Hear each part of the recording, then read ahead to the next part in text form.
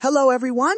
Today's conversation is one I've been thinking about for days since I first heard their story. We've watched Santa and Mrs. Claus on Kelly's show and Jimmy's show, sharing their journey with the world. But today, we're going deeper, much deeper. Because this isn't just about Christmas.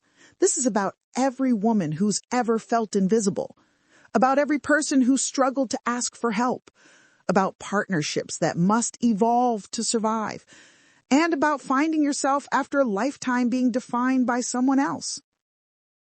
Please welcome Santa Claus and Mrs. Claus. Welcome. Thank you for trusting me with your story. I want to start with something important. Over 2 million people voted on whether you should keep your name or create a new identity. The results are in. Are you ready? I'm terrified, honestly. Whatever people decided will change everything. I've been Mrs. Claus for 800 years. The idea of becoming someone new at this age is overwhelming. But I also know that sometimes the scariest changes are the ones we need most. Santa, how do you feel right now, knowing her identity might be about to change completely? I feel honored to be here with her for this moment, whatever it brings. She's been standing beside me for centuries. Now I get to stand beside her as she becomes whoever she's meant to be. That's a privilege, not a loss. Let's see what the world decided. The results. 73% voted for option B. Create a new identity, a new name. Mrs. Claus, the world is asking you to claim your own name. How does that feel? 73%? That's overwhelming. The world is telling me to step fully into my own identity, not just redefine an old one. I'm in shock right now. Happy shock, but shock nonetheless. This is really happening.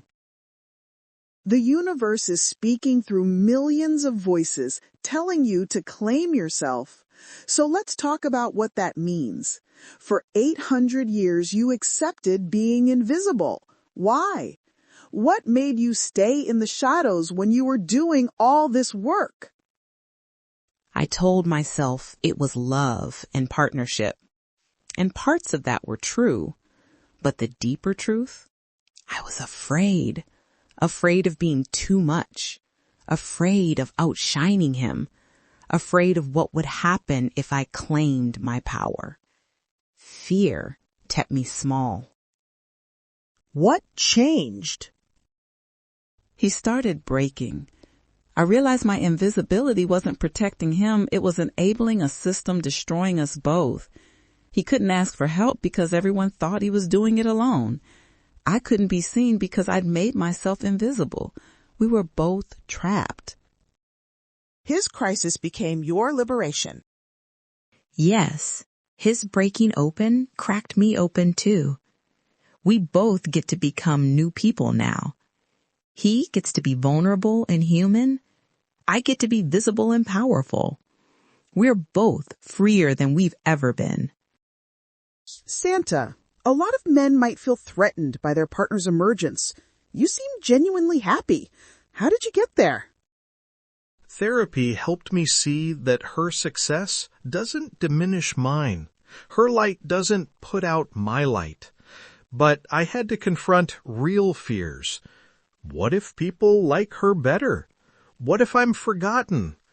Those fears were real, but love is stronger than fear. That's the work. Mrs. Claus, you're about to do something unprecedented. In 3 weeks, you'll be in that sleigh on Christmas Eve. And now you're also choosing a new name. That's 2 massive transformations happening simultaneously. How are you processing all of this? Some days I feel empowered and ready. Other days I wake up terrified and wonder if I'm making a huge mistake. But then I remember that staying small and invisible was also a choice. At least now I'm choosing growth over safety. Choosing growth over safety. That's powerful. What are you most afraid of? Failing publicly. For 800 years, if I made mistakes, nobody knew because nobody was watching. Now the whole world is watching. What if I miss a house? What if choosing a new name feels arrogant? What if I prove all the doubters right? What do you tell yourself when those fears come up? I tell myself that I've been doing this work successfully for decades. I tell myself that preparation beats fear. And I tell myself that even if I make mistakes, I'll handle them. Perfection isn't the goal. Showing up fully is. Santa, you mentioned therapy. What's that journey been like for you? Humbling, painful, necessary, transformative. I've had to look at patterns I've run for centuries. The need to be needed. Identity wrapped up in achievement. Inability to rest. Therapy is helping me understand that I'm enough just being Nicholas, not Santa. Nicholas, that's your real name. When was the last time someone called you Nicholas instead of Santa? She does.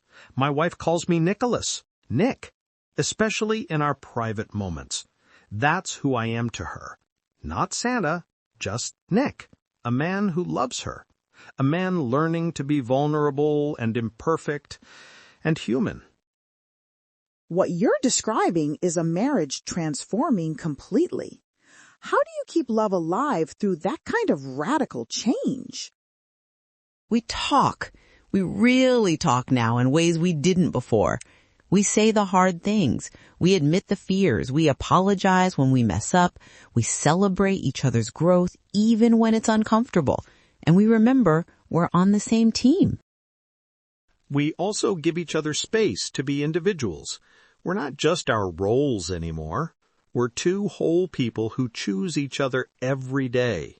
The choice is what makes it love, not obligation. Choice. You're moving from codependence to interdependence. That's mature love. Mrs. Claus, what do you want to say to women who see themselves in your story? It's not too late. No matter how long you've been invisible, you can become visible. No matter how long you've been defined by someone else, you can define yourself.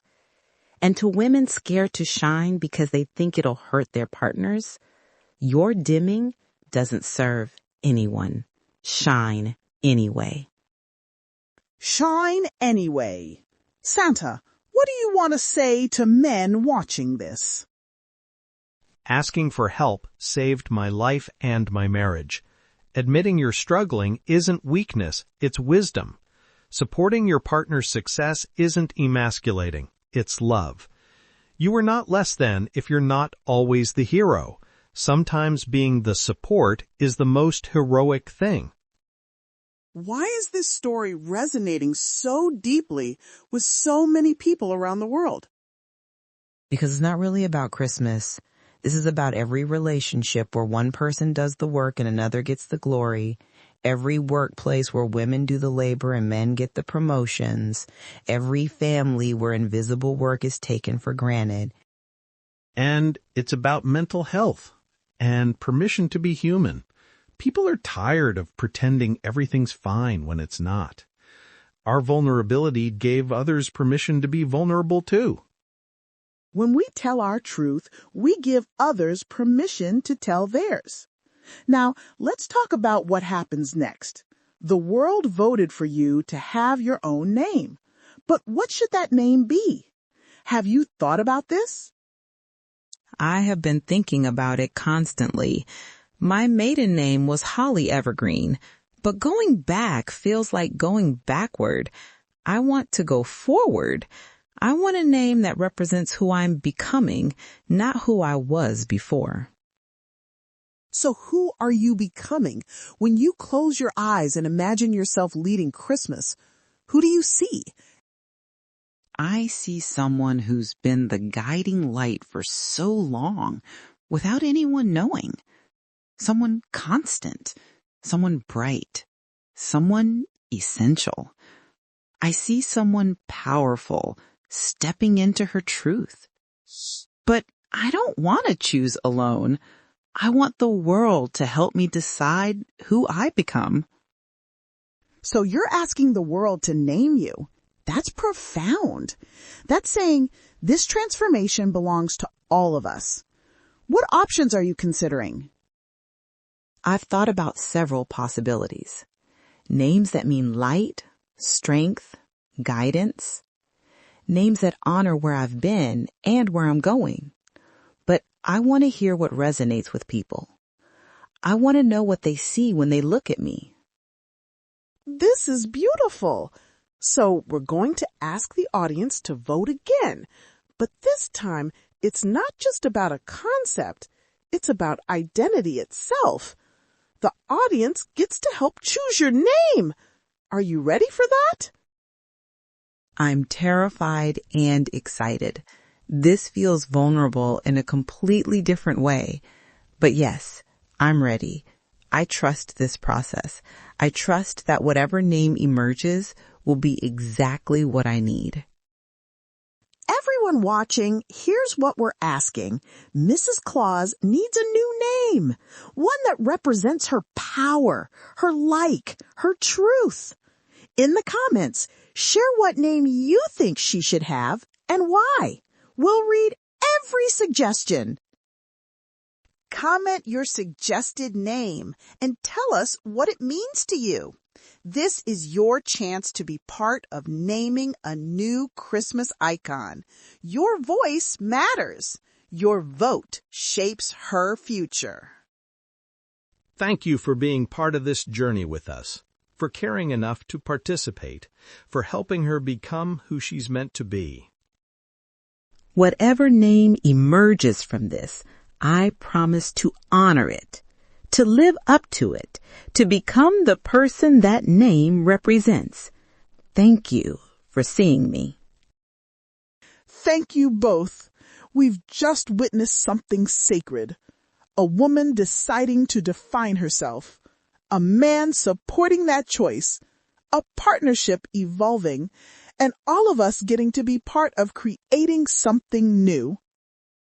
Go to the comments now and suggest a name. Be thoughtful, be creative, be part of this transformation. And remember, your light doesn't diminish anyone else's. Shine. I'm Oprah Winfrey. Until next time, remember to shine.